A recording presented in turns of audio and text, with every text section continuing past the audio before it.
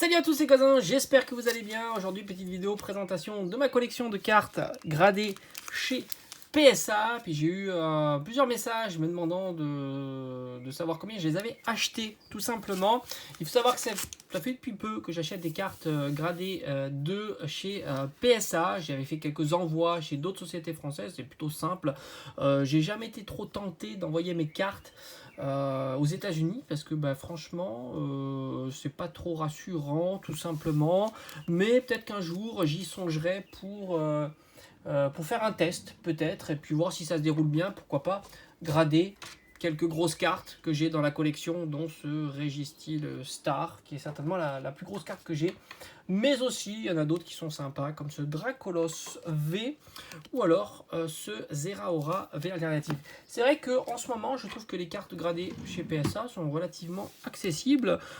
Du coup pour moi c'est plus simple de regarder les cartes qui ont 10, parce que si tu envoies tes cartes, déjà ça va te coûter quand même pas mal d'argent entre l'envoi de tes cartes, la gradation, le retour de tes cartes, les assurances, tout ça. Alors que là, directement, je trouve que c'est plutôt honnête et enfin les tarifs sont cool quoi. Voilà, les tarifs sont cool.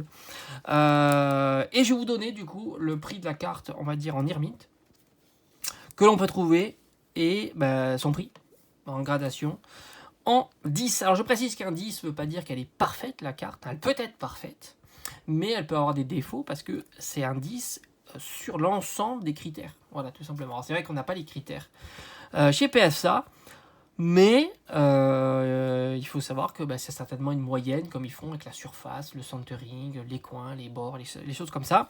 Et donc, tu imagines bien que si tu as un 9,5 et que des 10, ça te fera 10. Voilà, tout simplement. Hein, faut pas rêver. Alors, on a ce magnifique Dracofeu de Pokémon Go. Alors, moi, je suis un amoureux des formats radieux. Vous le savez, j'ai une grosse collection de cartes radieuses.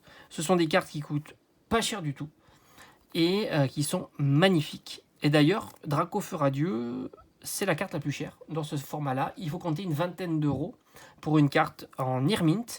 Et celle-ci, je l'ai eue pour 90 euros. Voilà, 90 euros. On continue avec ce magnifique Dracofeu. Alors, c'est Starbirth en japonais. Alors, franchement, je sais pas la valeur de cette carte en version japonaise. Ce que je sais, c'est que les cartes en version japonaise sont toujours moins chères que les cartes en version française. Je crois qu'un Dracofeu full art comme ça doit être aux alentours de 70 euros, peut-être entre 50 et 70 euros, ça fluctue beaucoup. Mais en japonais, ça doit être moins. Mais en tous les cas, celle-ci m'a coûté 90 euros. Donc je trouve que franchement, 90 euros pour un Dracofeu de cette série-là en full art en 10, c'est cool, tout simplement. On continue avec son homologue en version française. Donc comme je vous ai dit, elle est plus chère.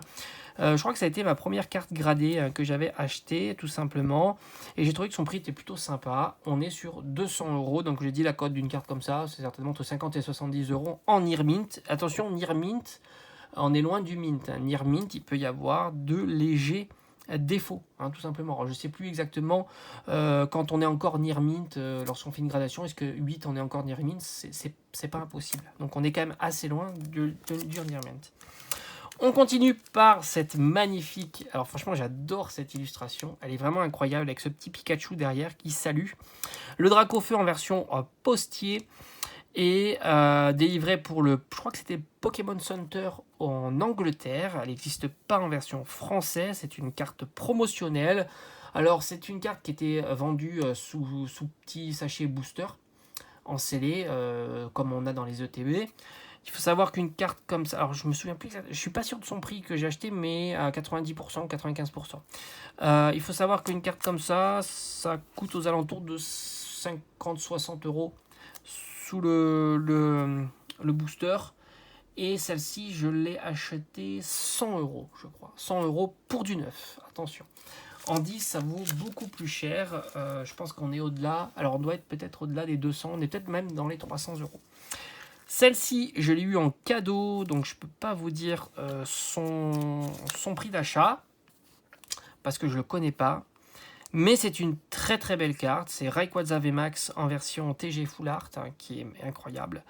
Donc alternative TG, on va dire ce sont des petites alternatives, mais malgré tout celle-ci est assez recherchée. Et on est aux alentours de 70 à 80 euros la carte en Near Mint.